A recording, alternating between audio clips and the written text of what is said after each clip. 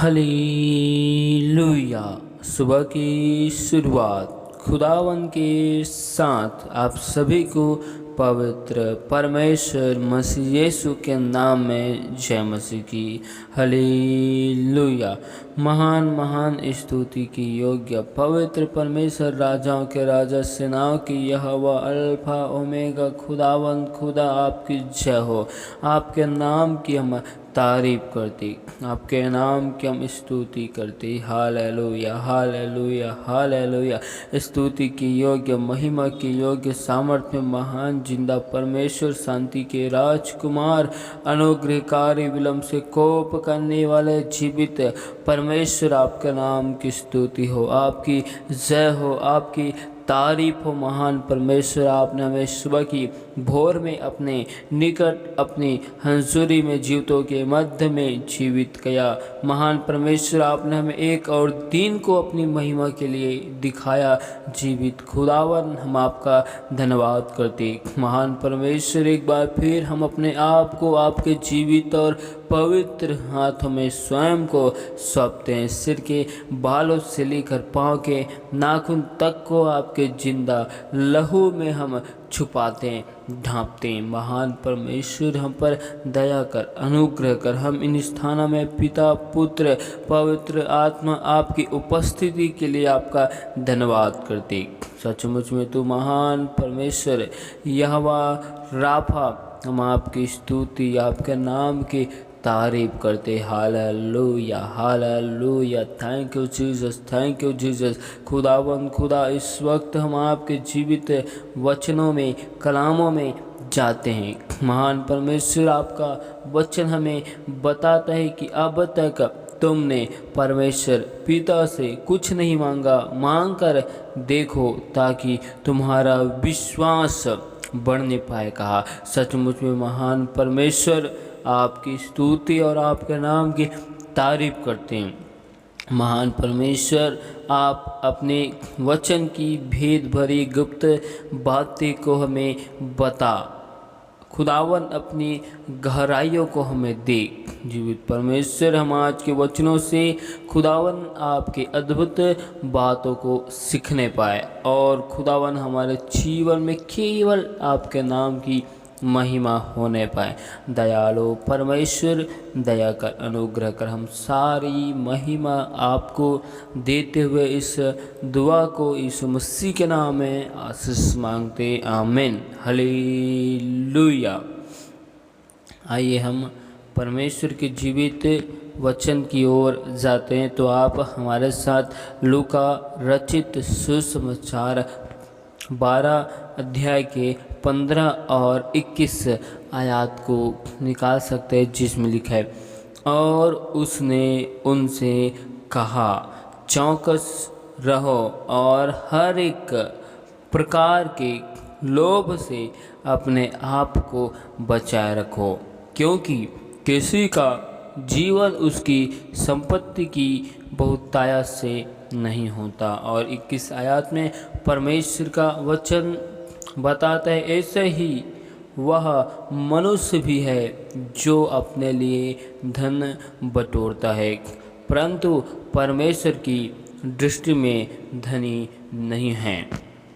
हम इस आयत में, इस अध्याय में एक धनवान मनुष्य के विषय में सीखते हैं। परमेश्वर बताना चाहता है कि अपने लिए धन संपत्ति को इकट्ठा मत करो। हालेलुया। संसार के लालसाओं, संसार की व्यर्थ वस्तुओं की खोज में ना रहो और उसे अपने लिए इकट्ठा मत करो।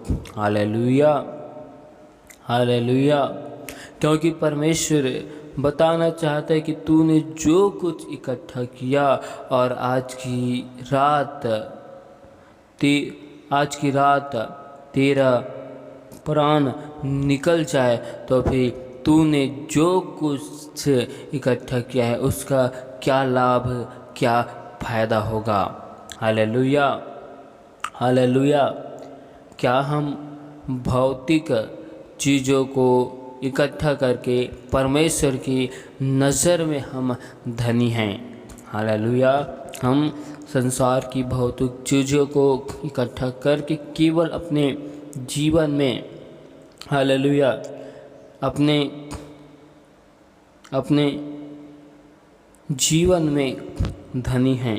लोगों की नज़र में हम धनी मनुष्य हैं, लेकिन परमेश्वर की दृष्टि में, परमेश्वर की नज़र में हम धनी नहीं हैं। Hallelujah, hallelujah.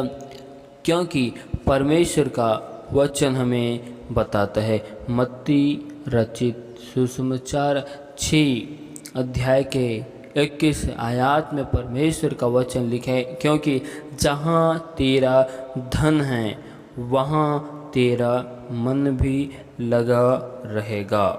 हालेलुया। धन संपत्ति प्राप्त करके अपने मनों को निरंतर धनों पर लगाना और परमेश्वर खुदावन से दूर हो जाना। Hallelujah, hallelujah. इसलिए परमेश्वर कहते हैं कि चौकस रहो और हर प्रकार के लोभ से अपने आप को बचाए रखो, जो हमें परमेश्वर खुदावन की हज़ूरी उपस्थिति से दूर करती है।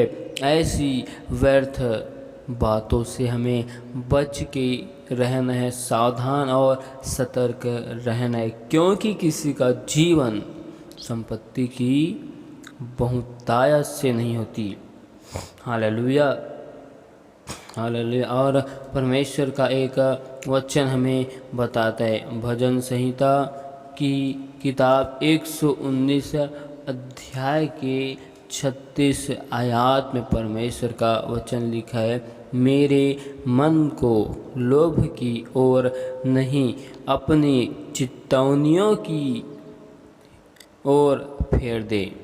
और आगे 37 में लिखे, मेरी आँखों को व्यर्थ वस्तुओं की ओर से फेर दे, तू अपने मार्ग में मुझे जिला। भजनकार का लिखने वाला अच्छी रीति से समझ रहा है कि भौतिक चीज़ों पर मन लगाना परमेश्वर से दूर होना है। इसलिए भजनकार का लिखने वाला परमेश्वर से विनती करता है, परमेश्वर को दुहाई देता है, परमेश्वर से दुआ करता है और कहता है कि मेरे मन को लोभ की ओर नहीं, अपनी चितौनियों ही की ओर फेर दे। भजनकार का लिखने वाला कहता है कि मेरे मनों को अपनी व्यवस्था, नियम, आज्ञा की ओर रहने दे। मेरे मन को ऐसी व्यर्थ वस्तुओं की ओर न लगा जिनसे मैं खुदावन आपसे दूर हो जाऊं। हालेलुया।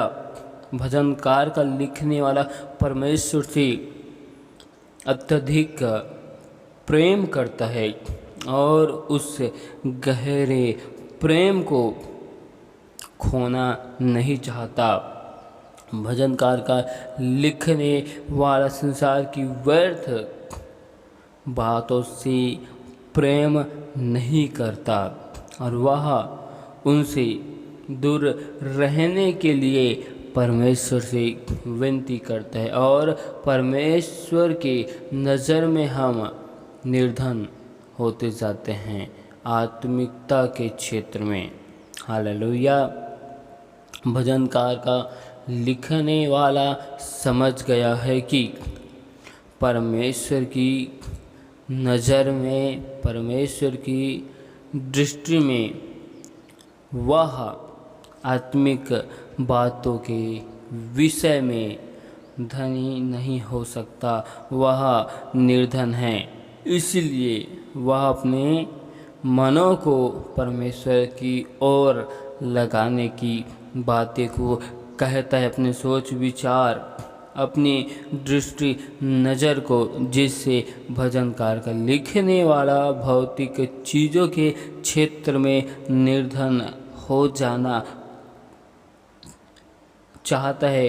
भौतिक क्षेत्र में निर्धन रहना उसको अच्छा लगा, पसंद आया और परमेश्वर की हालेलुया परमेश्वर की नज़र, परमेश्वर की उपस्थिति, आत्मिकता के क्षेत्र में वह धनी बनना चाहता है। Hallelujah hallelujah.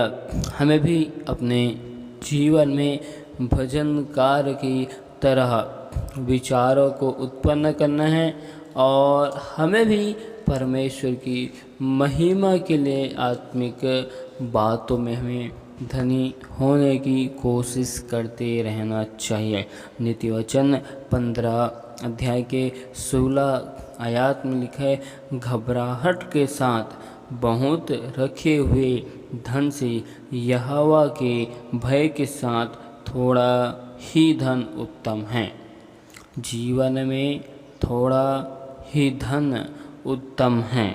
जो व्यक्ति वास्तव में परमेश्वर खुदावन से डरता है, भय को मानता है, उसके पास ज्ञान की शुरुआत है, उसके पास परमेश्वर का अनंत जीवन है, स्वर्ग में विरासत है, उसके पास स्वयं खुदावन जिंदा प्रभु यहोवा यीशु मसीह है। किसी भी भौतिक धन से कहीं बेहतर हम सब इसे अच्छी तरह से कब सीखेंगे। Hallelujah hallelujah. आज हमें अच्छी रीति से, अच्छी तरह से समझना चाहिए कि हमारे लिए परमेश्वर खुदावन ने अनंत जीवन को रखा है। उस अनंत जीवन में हमें बढ़ते जाना है। हालेलुया। संसार की व्यर्थ वस्तुओं की ओर अपने मनों को नहीं लगाना है। संसार की बातों को, संसार की रीति को अपने जीवन में इकट्ठा नहीं करना है। याकूब की किताब 2 अध्याय के 5 आयत में परमेश्वर का वचन हमें बताता है, हे मेरे प्रिय भाइयों सुनो।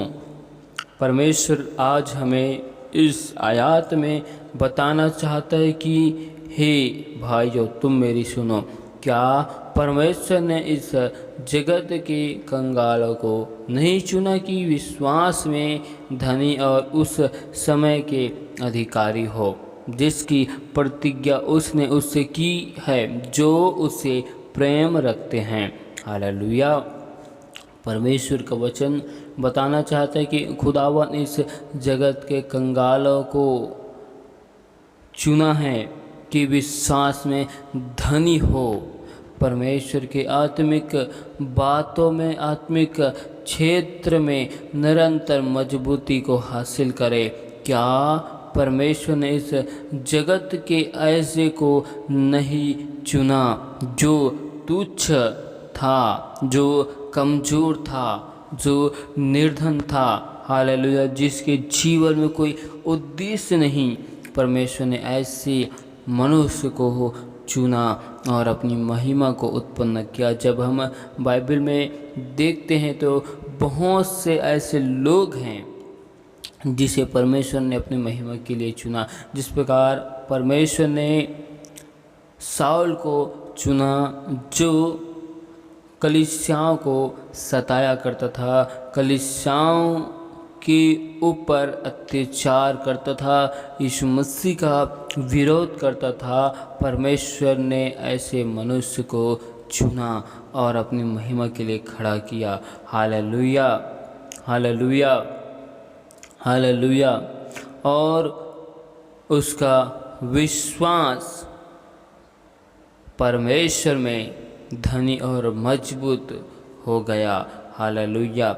ऐसे बहुत से उदाहरण हैं जो परमेश्वर खुदावन ने चुना। परमेश्वर ने हमें भी, जब हम कुछ नहीं थे, लोग हमें तुच्छ जानते थे, लोग हमें निकम्मे समझते थे, हालेलुया, हमारे जीवन में कोई उद्देश्य नहीं था, हालेलुया, परमेश्वर ने उस स्थिति में हमें चुना जब हम हर एक क्षेत्र में निर्धन थे, हालेलुया, सच्चे परमेश्वर को नहीं जानते, परमेश्वर से दूर हो गए थे, हालेलुया। लेकिन परमेश्वर हमें विश्वास में धनी होने के लिए, अपनी आत्मिकता के क्षेत्र में, अपने महिमा में धनी होने के लिए परमेश्वर ने हमें अपनी महिमा के लिए नियुक्त किया, चुना, हालेलुया।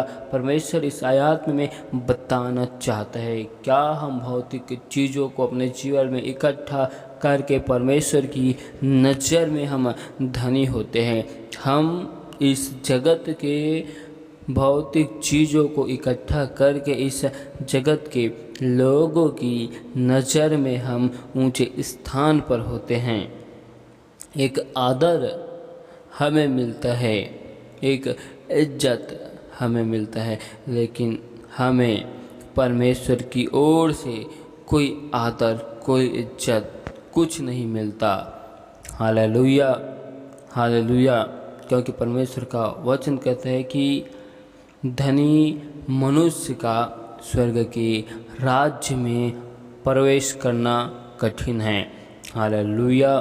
क्योंकि धनी मनुष्य अपने मनों को अपने धन के विषय में लगाकर रखता है, हालेलुया, जिसकी वजह से स्वर्ग के राज्य में धनी लोगों का प्रवेश करना कठिन हो जाता है, क्योंकि उन्हें मनों को, विचारों को बदलने में जो संघर्षों का सामना करना होता है, उसमें अपनी जीवन की पहली परीक्षाओं की सीढ़ी में वे असफल हो जाते हैं, हालेलुया, हालेलुया। परमेश्वर इन आयतों में हमें बताना और समझाना चाहता है, हमें सावधान करना चाहता है, हमें सतर्क करना चाहता है कि हम अपने जीवन में भौतिक चीज़ों को इकट्ठा करते तो हैं, लेकिन हम परमेश्वर की नज़र में धनवान नहीं हैं। जब हम परमेश्वर की आत्मिकता के क्षेत्र को, उसके ज्ञान, बुद्धि, समझ को जब हम इकट्ठा करें तो परमेश्वर की नज़र, परमेश्वर की दृष्टि में हम धनी मनुष्य कहलाएंगे और जीवन की पुस्तक में हमारा नाम लिखा जाएगा। जब हम अपने उद्धारकर्ता परमेश्वर को स्वीकार करेंगे, परमेश्वर के आदेशों में, परमेश्वर के बताए गए हर एक बातों में सच्चाई, खराई के साथ चलेंगे, हालेलुया। परमेश्वर इन वचनों के द्वारा बहुतायत की आशीष दे, आमीन, हालेलुया। महान महान स्तुति के योग्य, सामर्थ्य महान तेरी जय हो। महान परमेश्वर, आपकी स्तुति करते, आपका धन्यवाद करते, आपके अद्भुत अनुग्रह के लिए, करुणा और भलाई के लिए जो आपने हमारे जीवन में किया। महान परमेश्वर, तेरी जय हो, तेरी स्तुति हो। महान परमेश्वर, दुआ करते हर एक भाई बहनों के जीवन में आपके उपकारों के लिए, करुणा और भलाइयों के लिए धन्यवाद करते हैं। महान परमेश्वर, हर एक लोगों के जीवन में सुख, शांति, आनंद की घोषणा करते, आपके नाम की महिमा को चाहते, आपके अनुग्रह, आपकी बरकत, आपकी आशीष को हर एक लोगों के जीवन में मांगते। आने जाने में खुदावन हर एक भाई बहनों के जीवन में आपके स्वर्गदूतों की पहराव को यीशु के नाम में लगाते हैं। महान परमेश्वर, आपकी जय हो। आपके अद्भुत अनुग्रह, करुणा और भलाइयों के लिए धन्यवाद करते हैं। राजाओं का राजा, तेरी जय हो। आपके अद्भुत अनुग्रह, अद्भुत स्तुति के लिए धन्यवाद करते हैं। महान परमेश्वर, तेरी महिमा के लिए, करुणा के लिए, भलाइयों के लिए धन्यवाद करते हैं। ओ राजाओं के राजा, तेरी जय हो, हालेलुया। ओ खुदावन खुदा, तेरे नाम की महिमा करते।